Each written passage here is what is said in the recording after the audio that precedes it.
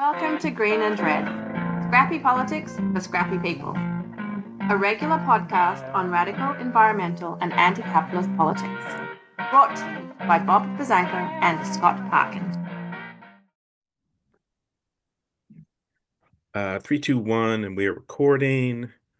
Welcome to the Green and Red podcast. I'm Scott, and this is Bob, and we are excited to and fortunate to be talking to the co-directors of the new film, The Encampments, which is about the student movement um, around Gaza and fighting the genocide in Gaza. Um, and we are joined by Michael Workman and Kei Pritsker, the directors, and we're excited to have you here. But welcome to the Green and Red podcast.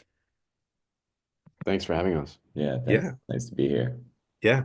And so maybe we could just like kick off a little bit, just like on how this all started, or how did you get involved in this project that led to this film? How far back were you talking with students prior to the encampment? Yeah, so we had been in contact with the students from the start, really.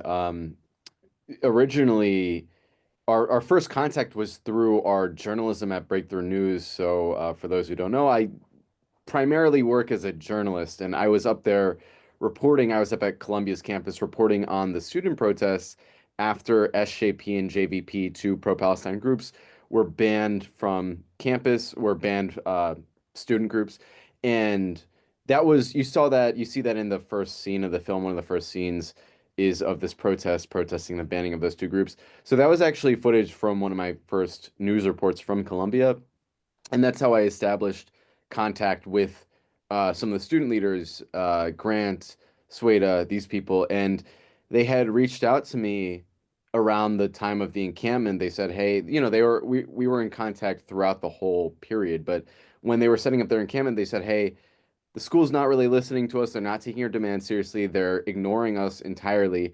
We want to do something to escalate our campaign for divestment, and we're going to set up these encampments on the lawn of our campus. Can you come cover it?" So originally I'd gone there as a journalist to cover it. I showed up on the first day. I thought I would be covering a fairly straightforward Palestine protest like, I have previously. And there was that scare, there was that rumor you see in the film that there was going to be this sweep, this NYPD sweep of the camp on the first night. So I decided, okay, let me stay here. I'll sleep here overnight and see what happens. And obviously, it was the next morning when the actual raid came and all the students were arrested in broad daylight while the whole world was watching, being hauled off campus into police wagons by their own university. And that was obviously the sort of catalyzing moment that made the encampment spread like wildfire. So it was at that point that I asked the students if I could stay with them. They said yes. They gave me a tent. I stayed there with them for the next 12 days. So that was how we ended up there. And we were really planning on making it sort of a journalistic report. I had prepared like a sort of very long report about the encampment, but we have friends at Watermelon Pictures who, were the distributor for this film, and we sent it to them just to see if uh, it was something that could be more, that deserved a sort of longer narrative. And they were like, "Do not post this, do not publish it."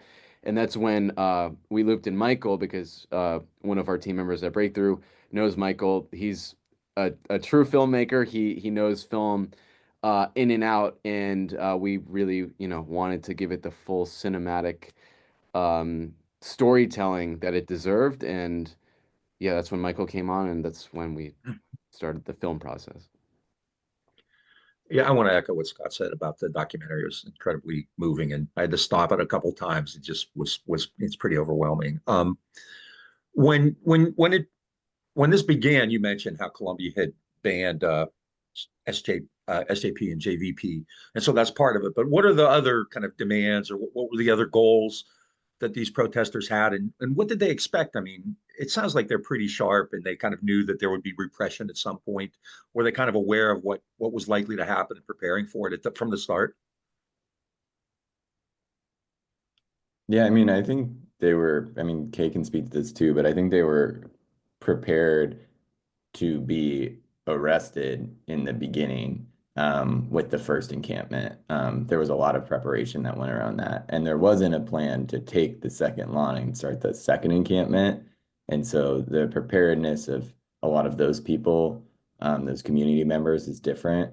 As far as the demands were for divestment from Israel and weapons companies, for disclosure of the almost the entire endowment, which is held in indirect investments, around 90% of it actually.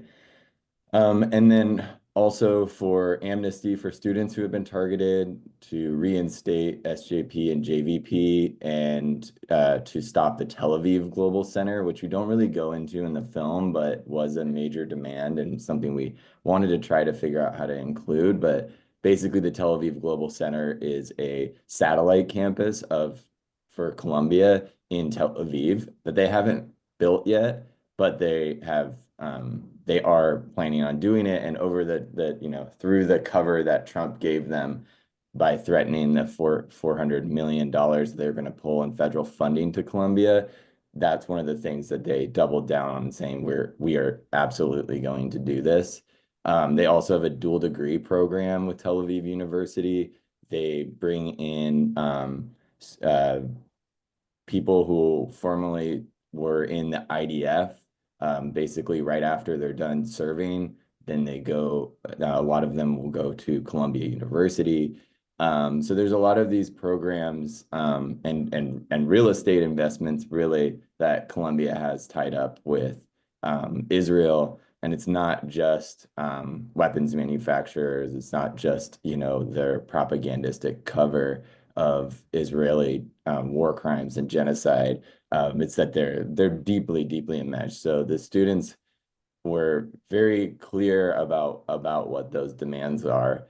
And I think, they understood that there's the possibility of this, and that Columbia, in the position that it is and in kind of the American imperialist system, is one of those keystone universities that if Columbia divests, there's a likelihood that many of the other universities will follow suit. But it's also one of the hardest universities probably to get to divest, just because they're so, so deeply enmeshed in the Zionist project. And, they were recalling, past popular protests, against the Vietnam War, what had happened at that point when Colombia pulled out, when Colombia divested from South Africa. Right. That was a major moment for like the anti-apartheid movement, even though they were very stubborn about doing so. So the students rightfully understood that position, and knew that it was a dire situation and that there was nothing else that they could do except to try to figure out new ways to pressure the university to do this, because the situation in Gaza was so dire then, and it's even more dire now. Did they, there's a level of repression that happened at Columbia. Were they expecting that level of repression that we've seen? And there's the repression that we see in, under the Biden administration, where we see, the administration brings in the NYPD. We see, students being expelled or having their degrees revoked, or things along that. And then we've also seen where the Trump administration is actually targeting grad students like Mahmoud Khalil, and putting them into ICE detention. But the students expect that the repression was going to be as intense as it was. Were they preparing for that? I I would say I don't think anyone could have foreseen the specifics. I don't think anyone could have really anticipated what the Trump administration would do fully. But it's not like it wasn't it was a total surprise either. I think students were definitely preparing for the worst. Obviously there was that question that was asked to Mahmoud while Biden was still president before the deportation campaign of, what will happen if they try to deport you? And he said, I'll live, Palestine will live. It was something everyone was pretty cognizant of, that these were possibilities. I think obviously when these things actually happen, it feels very different, but the students were very, I mean, people were receiving notices of suspension on the first day. So I think everyone was prepared not just to get arrested, but to be suspended, to face academic, disciplinary measures. So I think everyone knew and was prepared for the worst case scenario. I also think the level of brutality maybe wasn't anticipated. I don't think the students could have foreseen them using a mine resistant vehicle and like a full sort of SWAT military style raid on Hind Hall, or the fact that every campus in America would be turned into a police state, and that what was done to Hind Hall would be replicated on every campus in America. I don't think anyone could have fully foreseen the scope, but yes, I mean, the students from the get-go were saying, we are going to do everything in our power to stop business as usual at Columbia. We don't care what happens to us. We don't care if they suspend us. We don't care if it threatens our careers. We don't care if they try to smear our reputation or ensure that we never get a job again. We we are, our North Star is Gaza, and nothing will change that. That was always their message. And then my follow-up is did they, we see hundreds of similar encampments pop up all over the US and all over the world, and I'm wondering if they had anticipated that they were going to sort of light that fire. I don't think so.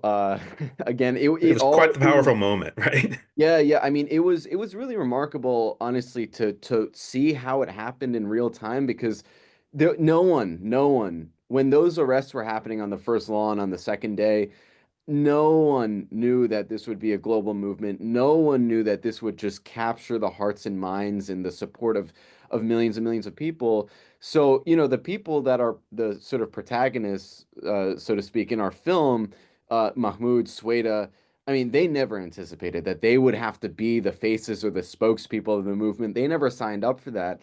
And everything you're seeing in the film is sort of them organically reacting to the fact that, okay, now, all these media outlets are trying to break down the gates. They're trying to get interviews with all these people. The Speaker of the House has just shown up on your campus and denounced you all as, alleged anti-Semites and terrorists and this and the other.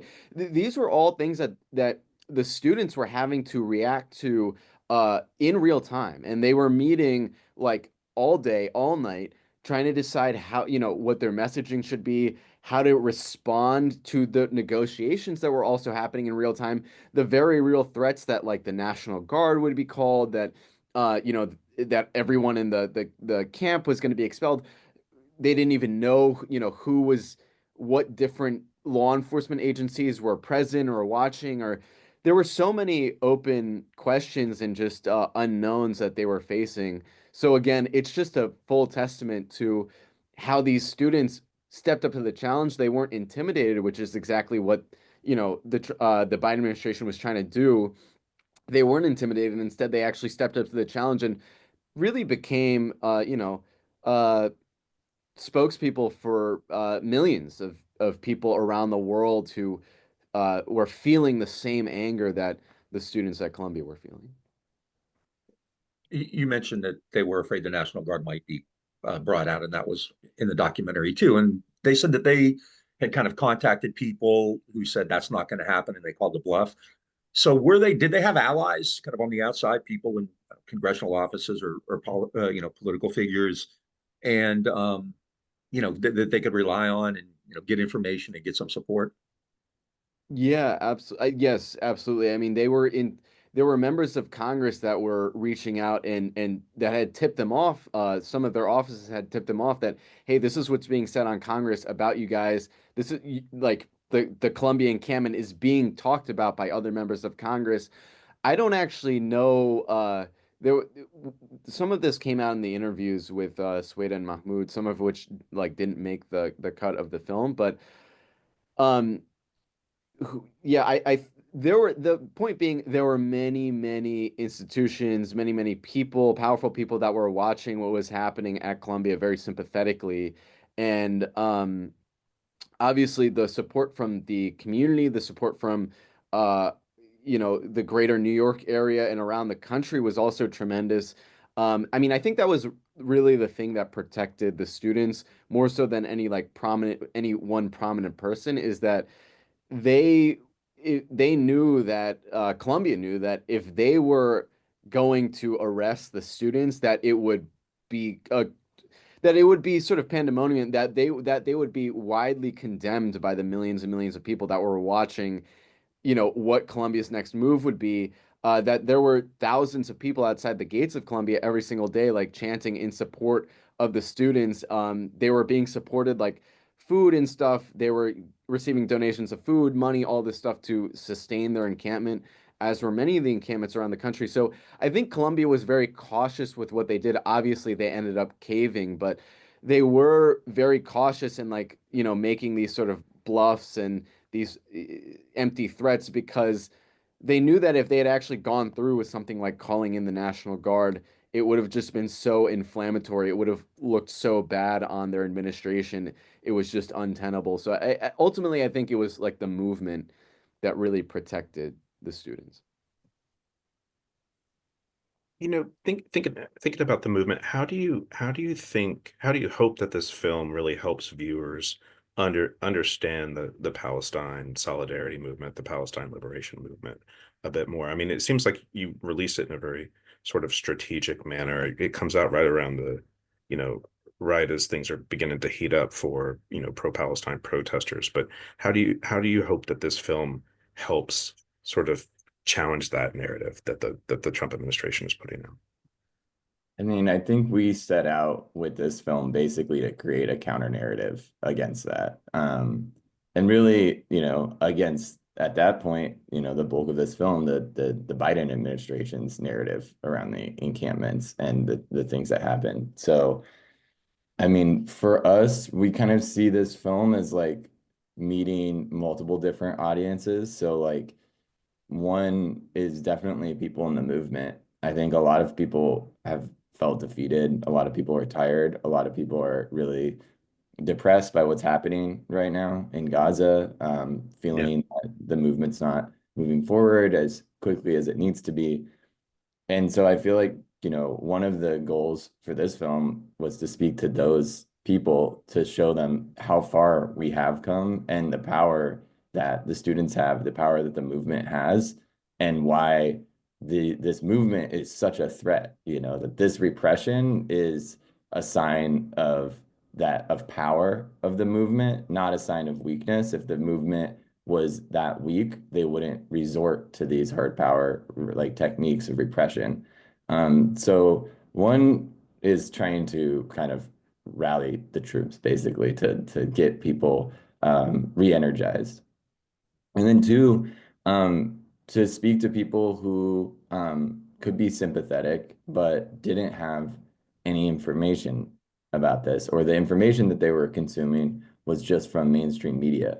And so for us, we see this as like a tool for a lot of people to share the film with people in their family, their friends who may have been consuming those narratives, to bring them out to screenings, to like, try to correct those the errors of the mainstream media basically, and then to hopefully get out to as wide of an audience as we can to also reach those people with something else that shows, that really clearly articulates what the student experience was on campus and why they were doing what they were doing. So that means, including, like, we have information on what's happening in Gaza, historical context of what was happening in Palestine, the ethnic cleansing of Palestine in 1948, along with, even the experience of Palestinians in the West Bank. So, those things are included in the film, not only to get people more emotionally engaged in the story as they're watching the protests unfold, but also to help educate folks on the things that the students were responding to that led them to take the actions that they did take. So that was really important for us. And, we've been really lucky that we had Watermelon Pictures to help distribute this, to get it out to like over 120 different theaters in the United States. We're in, tons of different universities right now screening the film. Community organizations are picking it up.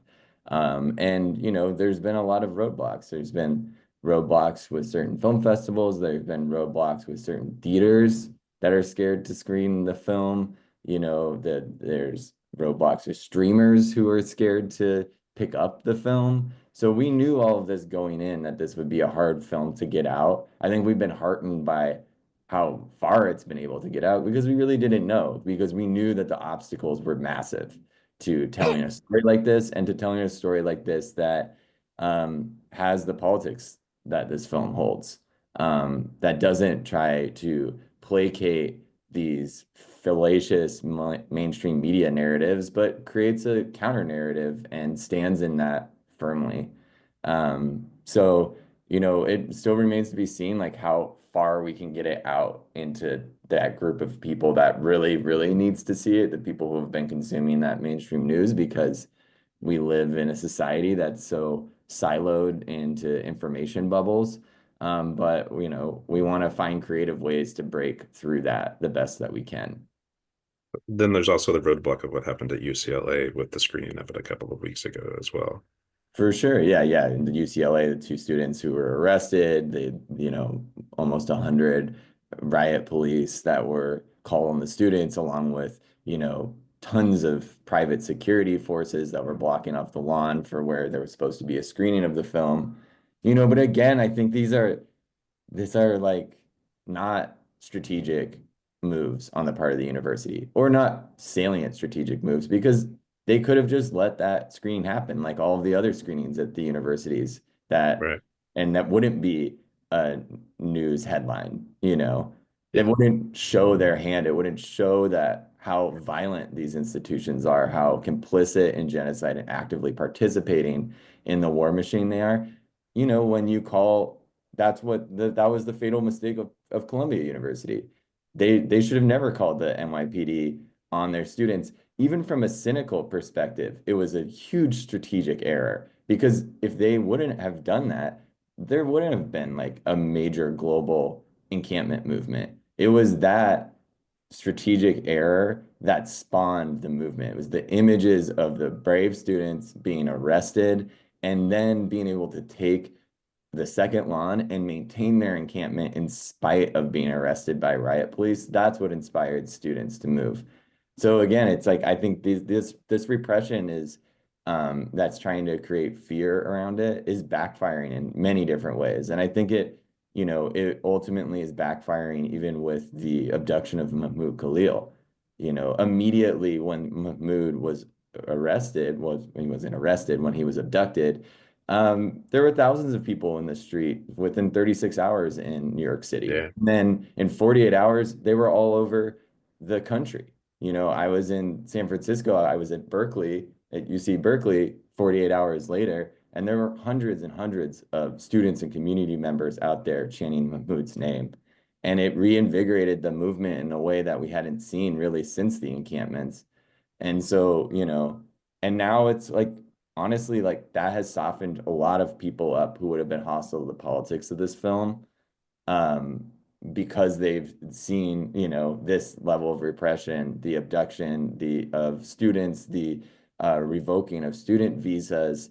And like, a lot of people who I've talked to about the film now say that it's a very different experience for them, because, unfortunately, everybody will move onto the side of, Palestinians, maybe at different phases, and different things affect people. And there is a lot of people that this last round of repression really changed their opinion on what was happening, along with just the like total mask off genocidal moment that we're in right now with what's happening in Gaza, where where Israel is openly now talking about taking over the entire Gaza Strip, and openly talking about ethnically cleansing Right. the entire Gaza Strip. So, there's a mask off level where it is very, very hard to have your head in the sand in this political moment, in a way that it's never been as hard, and that has just been escalating for the past 2 years, really. And I think the student movement was a key part of that. And we're in another phase of that that's also related to the student movement and the movement as a whole. That's a key like watershed moment for people. One of the striking parts was the Columbia employee who you talked to anonymously, who was seemed to be at a fairly high level, and discussing how Columbia was going to approach this, Columbia administration was going to approach this. Do you want to talk about that a little? Because I mean, people have to see this, obviously, but that's really, to me, quite remarkable how candid the Columbia admin was about what they actually were doing. Sorry, candid in what sense? Well, you have this person who's speaking anonymously. You dubbed over his voice, Sorry. and he's talking about, like they're saying, like you can't say Palestine, even like don't use the word Palestine, don't call them Palestinians, right?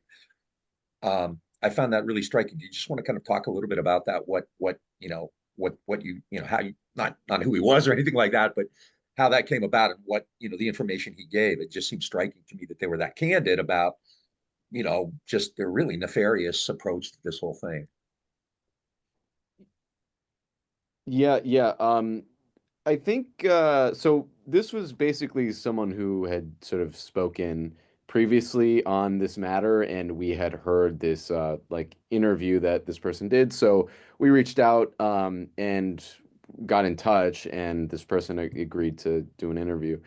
I think, obviously, I think for anyone that has sort of learned about the issue of Palestine, whether it be since October 7th or, prior, I think everyone kind of notices this very weird, like, mental gymnastics thing that you see these institutions doing where it's like clearly you are ignoring a huge part of the story, and clearly there's this aspect of like you have to be willfully ignoring key details and key points about like this issue to be saying the things you are, and it almost feels like you're trying to spin a narrative on behalf of someone. And I think that's exactly how anyone who looks at Colombia's communications around Palestine honestly will see. And not just Colombia, any institution, you see like the ADL, for example, who claims to be like an institution against racism and anti-Semitism. They condemn anyone who says free Palestine as an anti-Semite, but when Elon Musk does a Nazi salute at the inauguration, they say, "Oh, well, it was a complicated gesture, and let's see what he does." At in the government, it's like there's something so clearly willfully ignorant about whether it's Colombia or the ADL or anyone else is saying when it comes to the issue of Palestine. So I mean that interview was, I think, so powerful because it told us what we all kind of knew but could never really confirm, which is that behind closed doors these people are knowingly, willfully Yeah. lying about the issue of Palestine, and they are intentionally leaving out details. They're intentionally skewing the language they use to support the narrative that suits their donors in this case, which is exactly what Colombia was doing. That's why they're doing this. That's why they were changing the words to never say Palestinian, to only say Hamas, to never put the number of Palestinians who were killed, to never talk about the history of the Nakba or anything like that, is because Colombia was trying to please their donors, not because they had any interest in being honest or taking a real position on the position of Palestine. And that is the story of so many institutions in America is they do this mental gymnastics thing because they're trying to please special interests and donors, not because they care about the truth. And it cuts to a more fundamental issue in this country, which is that in a capitalist system, all institutions are for sale to the highest bidder. And it's the same problem in Congress. It's the same problem with the media. It's the same problem with higher education. It's the same problem with healthcare. And yeah, you see that so sharply, so acutely in the issue of Palestine. But I think the issue of Palestine has woken people up to something more broad, like much more fundamental, which is that wow, our most treasured, most fundamental institutions in this country are for sale to the highest bidder, including Congress. I was been a university professor. I saw for over 30 years, so this kind of stuff really intrigues me on a lot of different levels. And the encampments is about the students as it should be. But I saw a couple people who had a like vest on that said faculty. Did they have much faculty participation or faculty support? Because Columbia, I mean, that was the home of Edward Said. It's a really well known. The Center for Arabic Studies there is very well known globally. Did the Yeah, did the yeah, faculty that participate? was Did they get some? Yeah. yes, no, I mean that was a huge aspect I think of their success is that so many of the professors and faculty had come out to support the students, and we didn't really get a chance to address it so specifically in the film, but many of the people you see in the yellow vests at certain scenes, it might be for a few seconds, but you see professors and faculty who are doing security for the encampment, who are marshaling the sort of protests or the rings, the marches they were doing around the encampment when they were trying to protect from raids. The faculty and professors were very important to the encampment. In fact, some of them who will remain anonymous were passing information along about what the administrators were saying about the encampment, about some of the repression or the repercussions that were coming down the pipeline. So they absolutely played a critical role, and they're people too. They're people with conscience. They're people with morals, and we forget that they're not just these pawns of the university, and they were disgusted by the way their own students were being arrested by the university, and they're disgusted by the genocide. I've been in a ton of meetings with administrators, and usually they try to sweet talk you, and they kind of use weasel words and bullshit you. What struck me was just how candid, they were. Like, use Hamas, don't say Palestine, contriving these issues of anti-Semitism. I remember at the time, like last year, I think it was ADL put out a list of 10,000 anti-Semitic incidents, and 98% of them were people chanting from the river to the sea.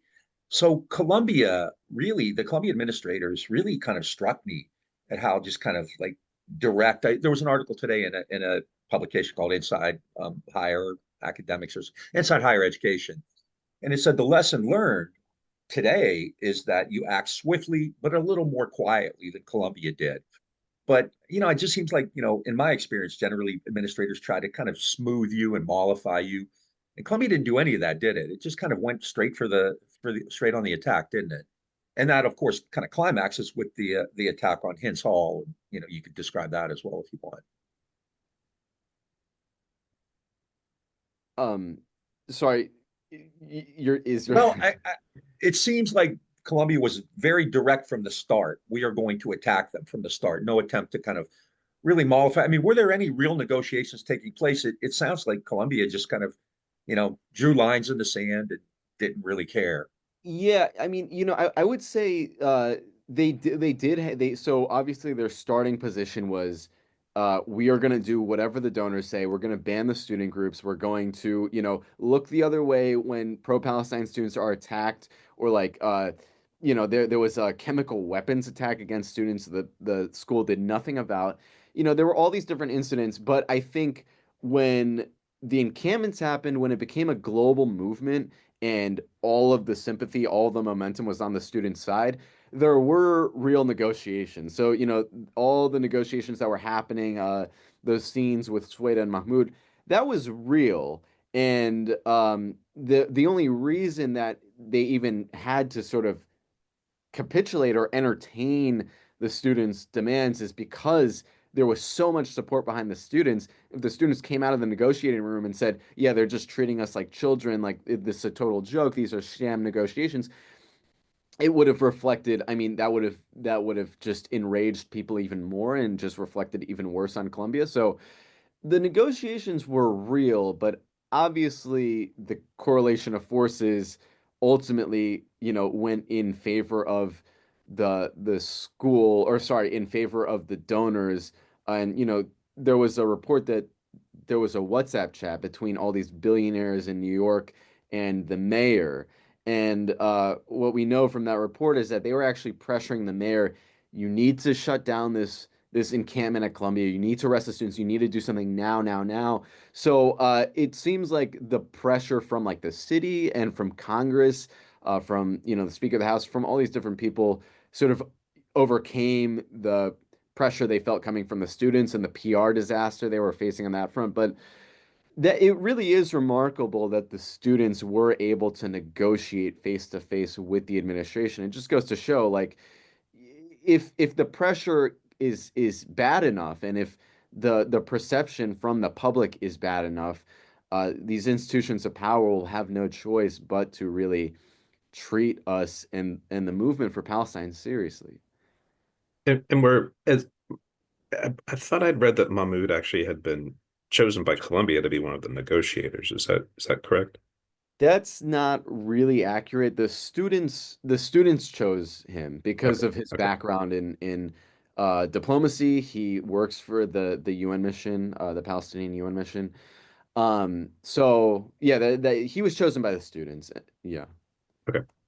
Um, and then I think Bob had mentioned this before, but the sort of the end of the encampment sort of culminates in the occupation of Hind Hall, which is, was also occupied in 1968. It was called Hamilton Hall then. You actually do quite a bit on like making the connection between 1968 and 2024. And there's footage from inside of Hind Hall. Some of it looks like police body cam stuff. Some of it looks like people inside. I'm wondering if you could actually just talk a little bit about the occupation of Hind Hall and then the assaults on Hind Hall by the NYPD, where it looks it's a it kind of remind me a little bit of the attack on Move. I mean, it wasn't a bombing, but like one of these like high profile sort of SWAT attacks on a drug house or something like that. It's just the brutality of it. Yeah, I mean, Yeah, I mean, the occupation of Hind Hall was sort of it was an escalatory tactic. The administration was threatening to expel the students. They had come down a second time with these sort of packets saying, you will be expelled, you'll face these consequences, this and the other. So it was done as a measure to sort of up the stakes for the university and to say, okay, now you're not going to be able to hold class. You're gonna, we're gonna deny you this building. Because you're not taking it seriously. And I think, I mean, the raid, I mean, Michael, you can speak to this too, but I think the raid was really sort of, it was a message because at that point, that was the NYP, like Columbia called the police. They were like, hey, get these students out. But it was the NYPD's decision to like make it basically like this, how would you call it? I mean, it was like it was a show. They were treating it like a stage, and it was Mm. essentially a threat they were communicating to all of the encampments in New York and around the country that, hey, we will crush you with absolute brutality, without remorse. I mean, it was really like, yeah, it was a form of intimidation, and I think it was a way of saying, these encampments will be met with brute force, and we have no problem cracking down with like a SWAT team and a military and all this. Actually, what it reminded me of is when they cleared the camp at Zuccotti Park in Yeah, November yes, 2011. Probably the same people who did it. So yeah. Well, I mean, even at the time, the media was reporting on the influence of people like Bob Kraft and Bill Ackman and Jerry Seinfeld, UCLA. So, I'm sure they were aware of the way things were headed. But the attack on Hens Hall really is, powerful. I mean, in 1968, it took, I think, between 7 and 10 days for Columbia even to call the police out. yeah. And this year, boom, it was really immediate. Yeah, and Really. in 68 they occupied like 7 or 8 buildings Yeah, too. but they were sitting in the dean's office with their feet on the desk, smoking his cigars, like, and there was nothing like that this year. So I think that's to me like one of the more chilling parts of it is just the virulence and the viciousness with which they attack peaceful demonstrators from the start. And you guys do a great job of bringing that out. I mean, I'm sure you could have made this thing 3 or 4 times longer than it was, uh, but it's really really quite powerful. And I think like words don't do it justice. You have to see it. And before you leave, we'll ask you obviously how people can watch it. But I'm sure there's Scott has more substantial stuff than that to have. my other question would be is, do you think sort of talking about all of this and talking about the movement, do you think another big wave of student resistance is brewing? Do you think it's coming? Do you think it's already here? Are we starting to see it? Or are, obviously we're in a period of heightened repression with the new administration, but do you think there's a new wave of student resistance out there brewing? I mean, I think we're already in another wave, and I think there will be more to come. I think the students have shown that they're not going to back down, in spite of the repression. There's been a lot of different movements. There's been a lot of different actions that have been happening around the country in the past few months, especially after the abduction of Mahmoud. I think that escalation has really reinvigorated the students, even though it's also created kind of a chilling effect with some of them. Um, and so I think we're in that phase right now, and I think that also it's not just about the repression that's being faced, it's also about the state of Gaza, the state of the genocide and what Israel is doing right now and its escalations in Gaza. And that I think has really motivated students to do more. Plus, we're at the end of the semester now, and the end of the quarter for other schools. And so I think students are trying to fit in as much action as they can before they break for summer. Um, but I think that, the error of all of these administrations is that they think that they can put the cat back into the bag, but it's out, and the students know, and the students who are younger than them, who are in high school right now, see it, who are looking at these universities, and they know what's happening in Palestine, and so this is a generational shift, and the powers that be are stubborn to move on it, and are scared because they know that it's a shift. And so I think that, this is the student movement will continue to grow and has grown. And like all movements, it will ebb and flow. But I don't think it's not going back.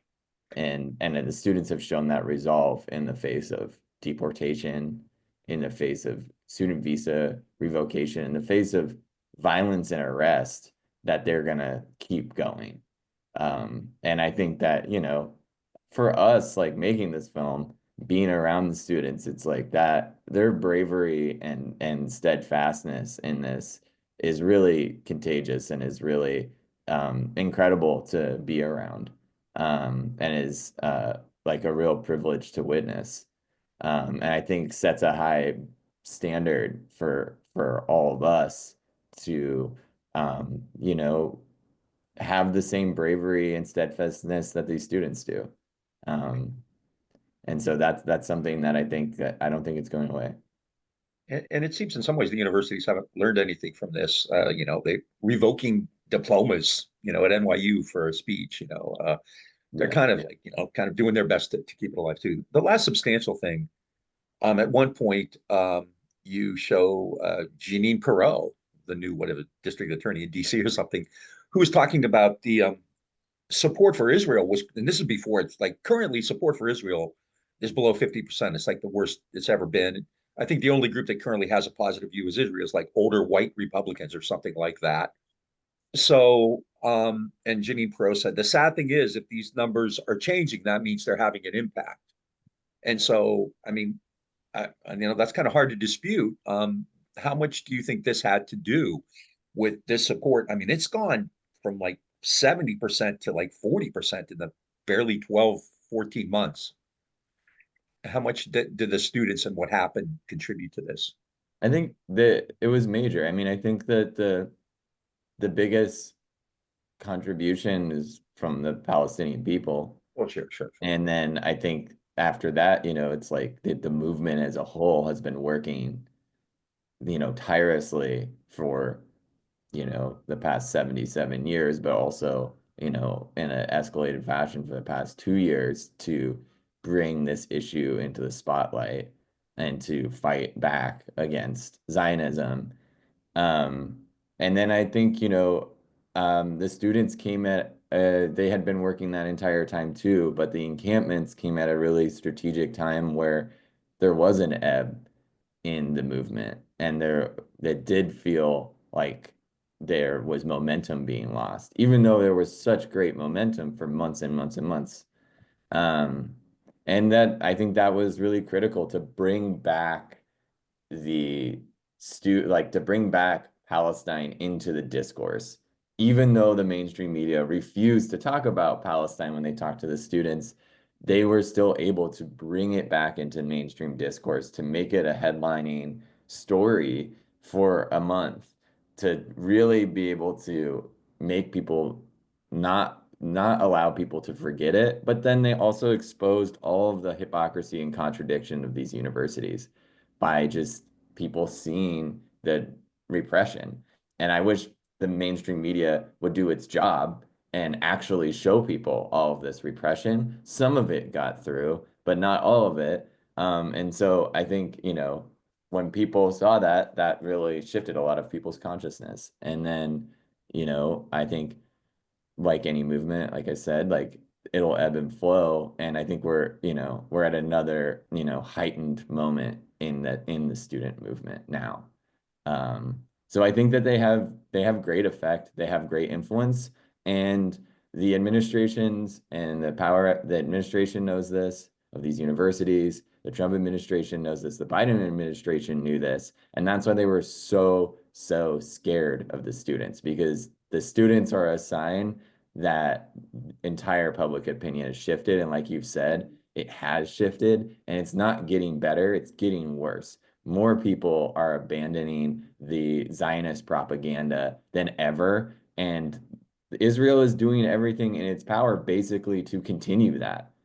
And they're mask off. They at this point, it doesn't seem like they care at all about how they're perceived, which was the entire way that they basically justified their existence, like the Israeli state's existence, for the past 77 years.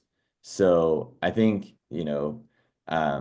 students have great power, and we can just use the litmus test of how much repression you face as, are you hitting a pressure point that is really having a meaningful effect, and they have, and that's undeniable. The only time I've ever heard of people having diplomas withdrawn is over issues of like plagiarism, never over anything like this at all. So, Kay, one last question for you, because you were there the whole time, and I'm assuming you identified as a journalist the whole time. Were you kind of threatened or attacked, or I mean, did you have to, just as a journalist? Because one thing that struck me from the beginning is Israel has killed more journalists in Palestine than World War One, World War Two, Vietnam, and the Gulf War, like combined, right? And most American media kind of let it go, even though these are people doing the same thing they are. So I just wondered if you felt like you were being targeted, or you had to deal with any of that in your role. No, I mean, aside from like the occasional death threats or like calls to my parents' house, Just the occasional death no, threat. yeah, I don't think any serious threats. But I will say, I think the real threat here, I mean, obviously it's not like Gaza where people are just outright killed and no one says anything, but I think the real threat here is just the smearing of journalists, the censorship of journalists. You see now that there's this whole Project Esther that has come forward, the Heritage Foundation sort of blueprint to repress the Palestine movement. And Breakthrough News was one of the news outlets that the Heritage Foundation names as like one of the centers of, whatever this Hamas network, this whatever they Hamas support have network, I think dreamed is what they're up. calling Yeah, it. right. And I think that is really the greater threat in the United States, is that the Palestine movement is there's this attempt to tie the Palestine movement as like a material support for foreign terrorist organizations, which is obviously completely false. I mean, the level of like paranoia and just conspiracy that the Zionist lobby and the Israel lobby and the Trump administration has descended into, like Michael said, is really a sign of their weakness and of the fact that they have lost the debate. So now they're descending into this increasingly paranoid theory that there's actually this global network, guys, that they all these nurses and teachers and skateboarders that are, protesting for Palestine. They actually are part of this Hamas network, guys. And it's so ridiculous. So, on one hand, I see that as a real threat that they're going to try to use um, the Agent Registration Act or foreign terror FTO laws to try to bring real charges down on groups like Breakthrough News or other journalists. But at the same time, I see this as a tremendous weakness for them because they have exposed how ridiculous their narrative is. That is, it was once a meme that like, oh, like everyone is Hamas, but now that is literally their argument is everyone under the sun is Hamas.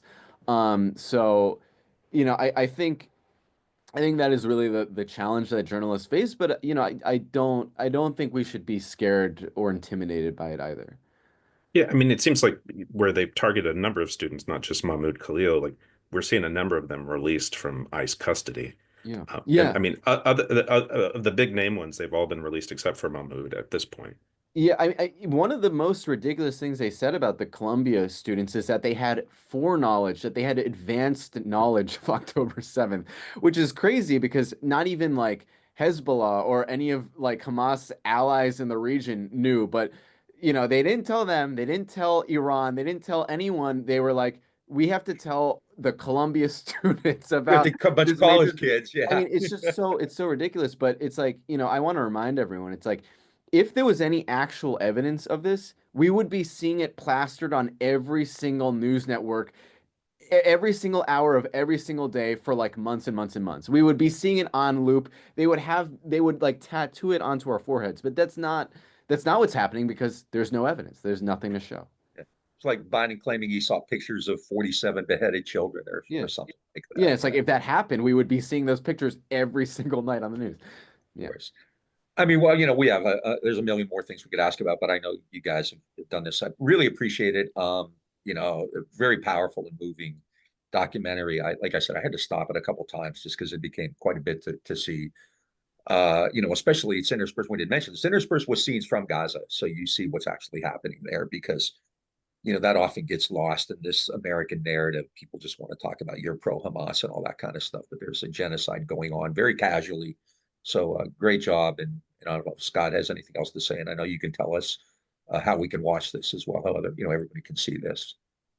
Just my other question is that I think I'd read that you were planning to release this in the fall and that you had sort of delayed it just based on like a bunch of like current events that were happening. I'm wondering if you could actually just speak to that just for a moment. I know we just have a couple minutes left. Yeah, I mean, we were planning on releasing it in the fall, but then we pushed it up to release it, and basically by the end of March, um, following the abduction of Mahmoud, and that was a calculation with us, the distributors, students, lawyers, thinking about how we could use the film to intervene in this moment. Mhm. And so, that was a really split second decision that we had to pivot very quickly to figure out, how to finish our trailer, the poster, like all of this stuff, booking theaters. That was all happening basically in 2 weeks. And it was, a week until we were supposed to world premiere in Copenhagen, which we did. So it was a really chaotic time. We had to change some things in the film just for student safety.